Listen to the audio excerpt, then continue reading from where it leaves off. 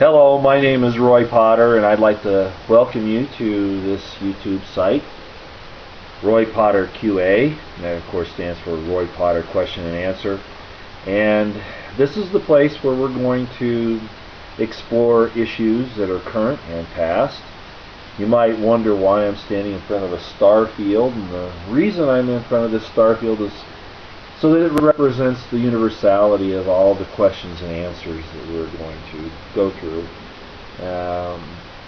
Everything but the private issues. We want to address history, we want to address politics, we want to address science, spirituality, religion, all of those areas. You might be wondering what my qualifications are, and I'm happy to address that. Of course, if you look at the profile, you'll see that I have extensive experience in the military, intelligence, police, security fields, and I have a standard amount of education. What's important about all of that is that not only do I know how to ask questions, but I know how to find the answers. Does that mean that I know the answer to everything? No, of course not. And when I don't know the answer to something, I will say that I don't know the answer, but I will enlist the help of those who could help us find out. And a couple of those are links on this site, one of which you'll see is Man of Truth, and that has to do with the economic situation. And the other is a colleague of mine who is in the study of the Dead Sea Scrolls and the history of our religious institutions, particularly in the Western Hemisphere, the Western society. And those are the types of people that we can enlist help in. Now, do they know the answers in every situation as well? No, but the important thing is that we'll be getting some of the best information we can. As I speak today, it is February 26th, 2009, and we have been in a war for some time, a war that is called a war on terror, which, by the way, is something that you can't do. For one thing, the Constitution doesn't allow such a definition as that, but people use these types of things because most of us, the government uses these types of things because most of us don't know what the actual facts of the matter are, what the parameters are that the government can work on. If we don't call them to task, they pretty much get away with anything that they want. Also, another thing that's occurring right now, and it's a real tragedy, is that we're having a very dangerous economic downturn. Again, why I have the Man of Truth on. There's a link here to this site. A year ago, in December 2007, January 2008, the government was saying that everything looked strong, everything was fine. Those in the know knew that wasn't the case. You can't run on credit and consumerism forever. It was bound to come back and haunt us eventually.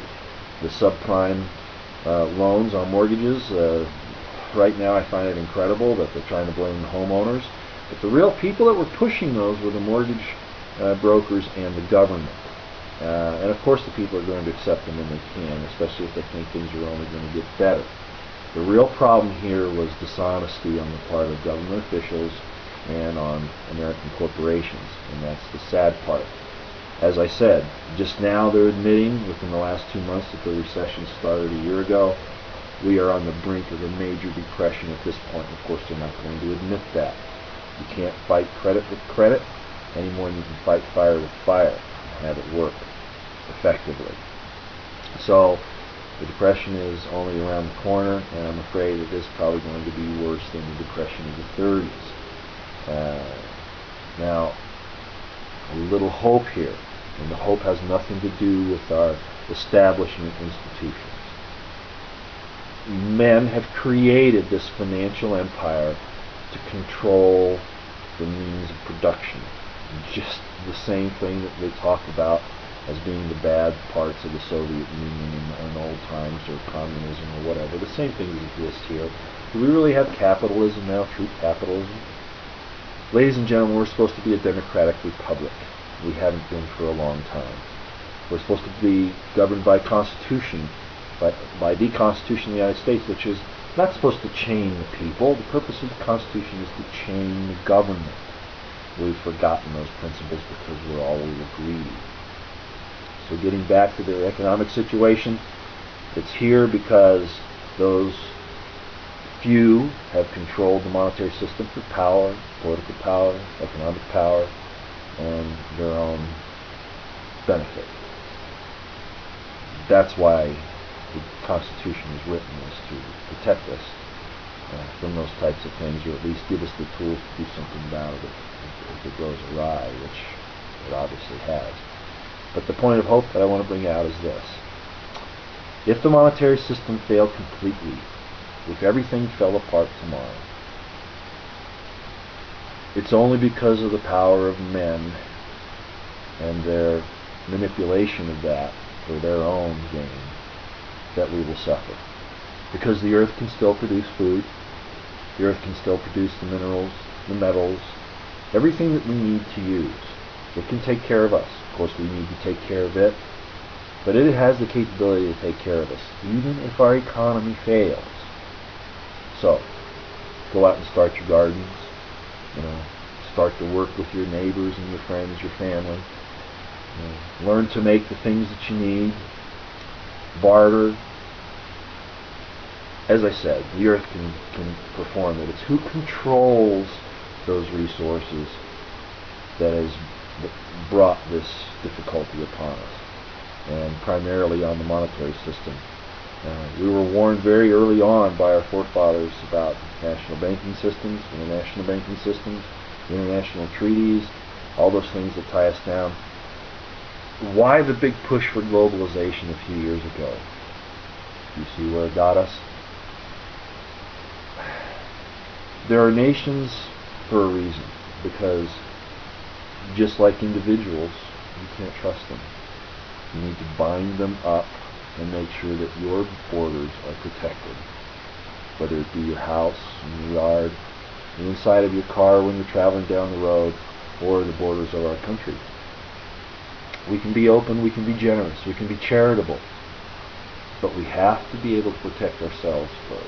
It's not being isolationist, it's being real. So, again, we want to ask the right questions here. More importantly, we want to have the courage to ask the questions and to deal with the answers. So, that's what we'll try to do. If you would like to get a hold of me, my email is probably the best way. It is rpotterii@live.com. Let me spell that out for you. It's all lowercase. rpotterii@live.com. By the way, the II was supposed to be 2, but it didn't come out that way when I typed it in, as most of you probably know. So, again, welcome. Thank you for coming to the site.